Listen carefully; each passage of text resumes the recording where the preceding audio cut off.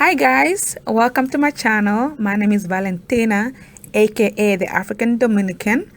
I am going to show you guys my experience at the DR and Haiti border during my road trip from Dominican Republic, which is DR, to Haiti.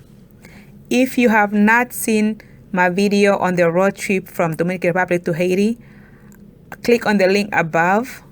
And I would actually recommend that you watch that video first before you watch this one, just to put everything in context. But of course, it's up to you. You can watch the videos in any order that you want.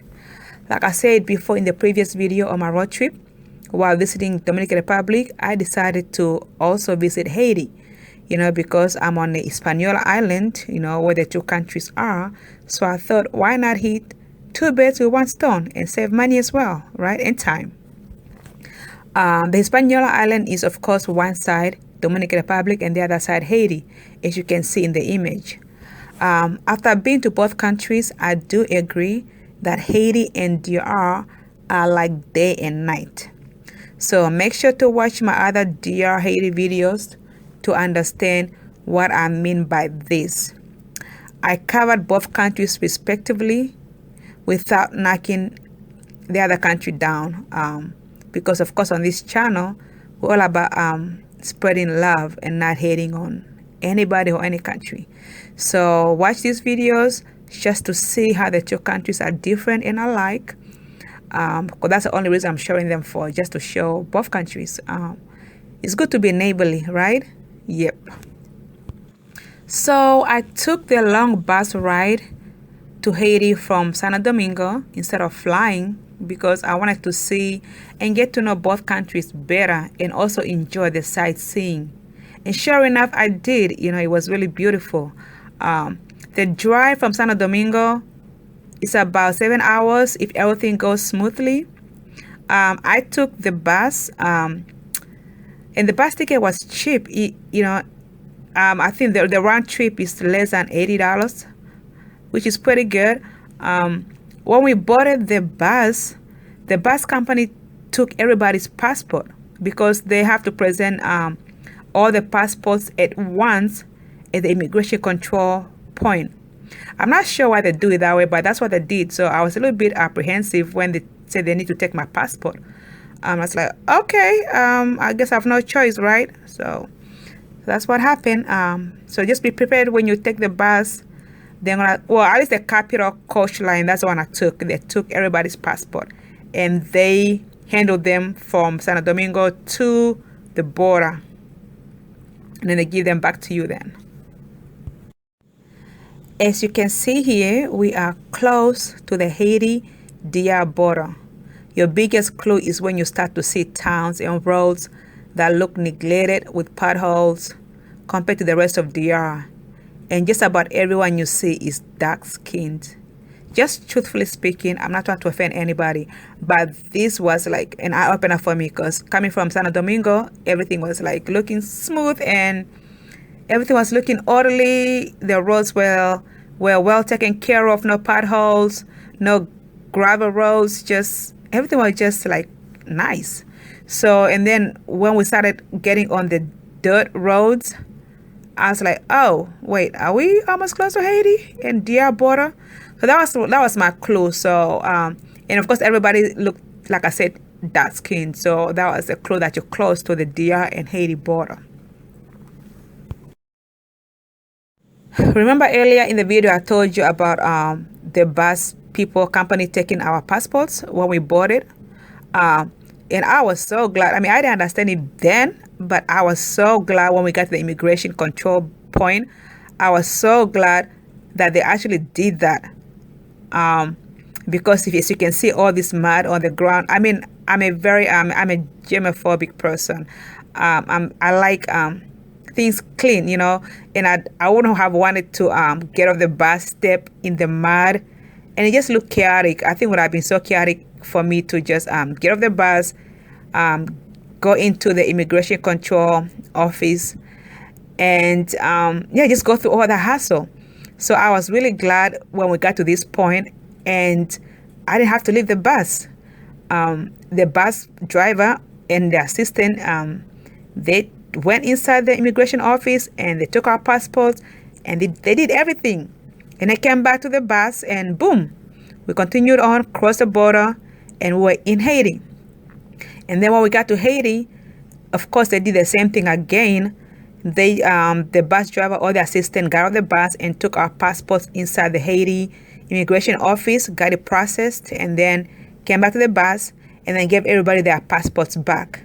So I really like that they do that because, I mean, if you look at everything, it would have been so chaotic if everybody had to get off the bus, got in line, presented their passports for processing, and then got back on the bus, and then crossed the border, like the gate, as you can see, and then got off the bus again, go in the office, in the Haiti immigration office, and then got back on the bus. It would have just been too much chaotic, especially if you have a lot of people on the bus. So I'm really glad that this company does it this way. It's very organized. It keeps everybody in one place, and it just cuts out the extra drama that I personally would have wanted to go through, like getting off the bus and stepping in that mud, and yeah. So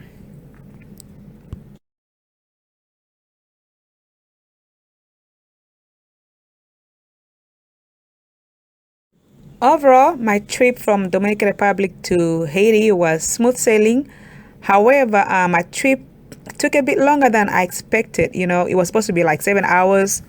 I was supposed to get to Port-au-Prince early enough, you know, to at least take more videos from the border to Haiti, or from the border of Haiti to the capital of Port-au-Prince. But we waited so long on the Haitian side of the border. I don't know what was going on, but we waited for so many hours. And by the time we started driving to Port-au-Prince, it started to get dark. So I couldn't really take any good videos of my trip, you know, from the Haitian immigration office to Port-au-Prince. And also the roads were actually very narrow. It was an interesting sight to see, you know, how everybody lives, you know, in that part of towns, you know, leading up to Haiti. I mean, leading up to Port-au-Prince, but it was really dark and I couldn't see much just because of the delays. I was supposed to get to Port-au-Prince still, like, you know, when it was daylight. So that's the only thing that I didn't like about my trip, the fact that I got to Port-au-Prince late at night, like almost like 10 o'clock, and I couldn't really see much. All right, I had an amazing time in Haiti. I really had a great time.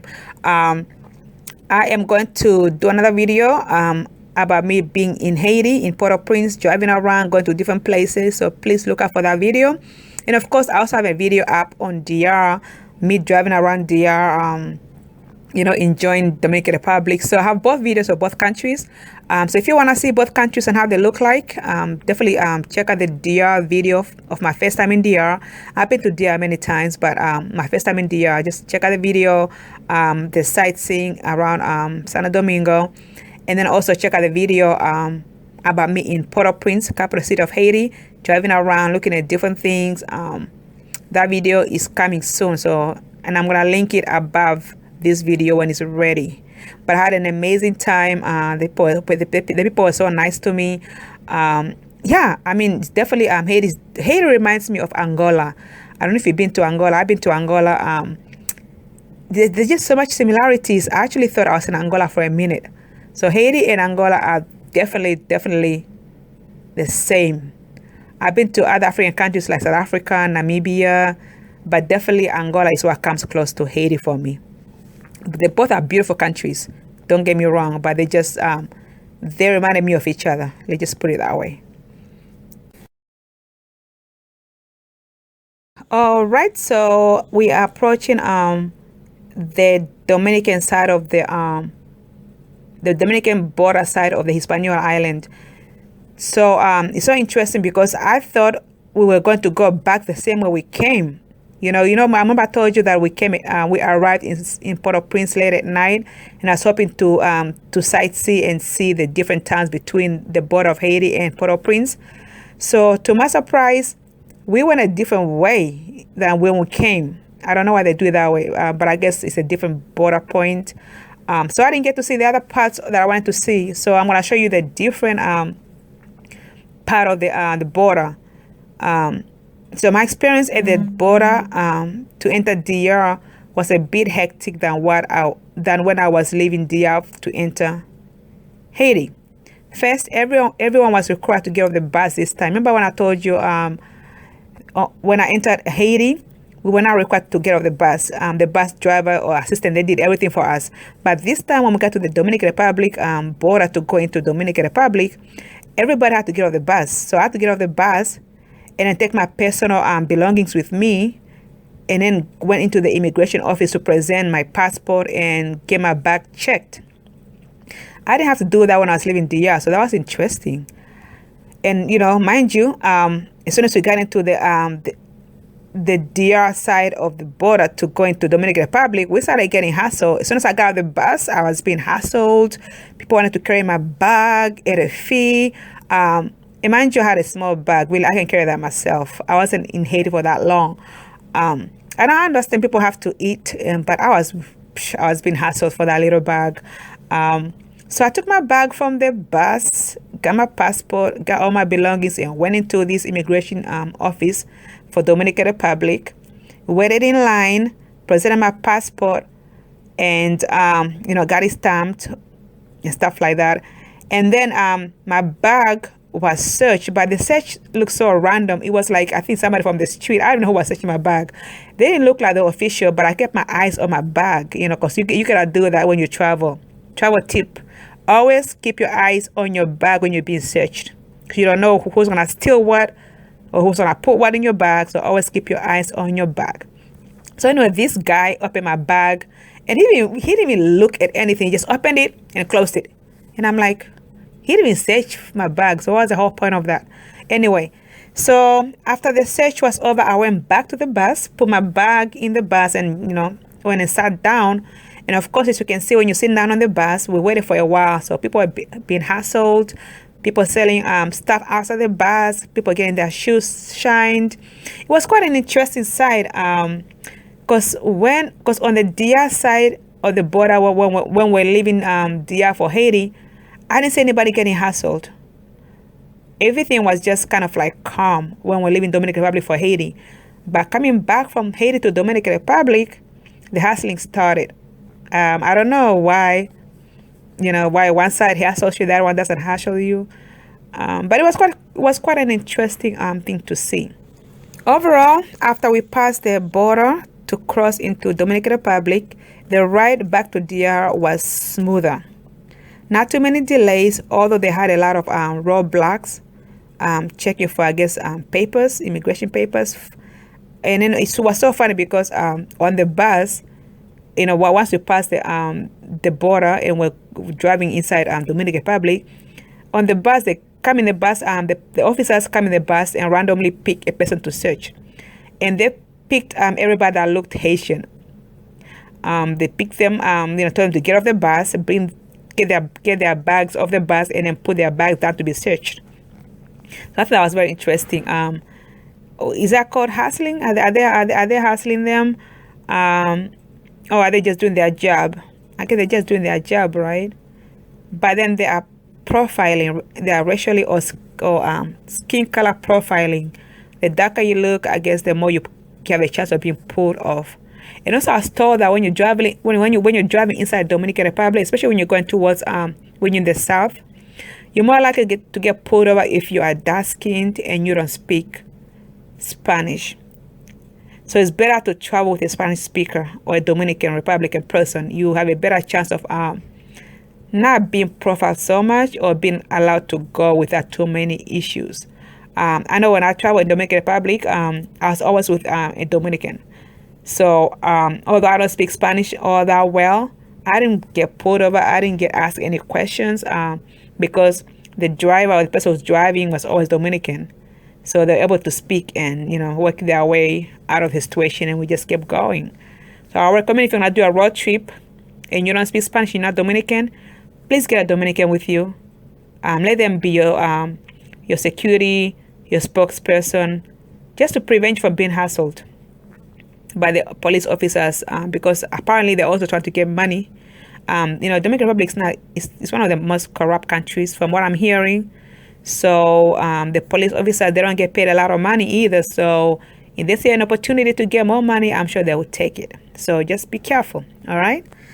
Hope you've enjoyed watching this video. And if you have any DR Haiti border experience, please do share.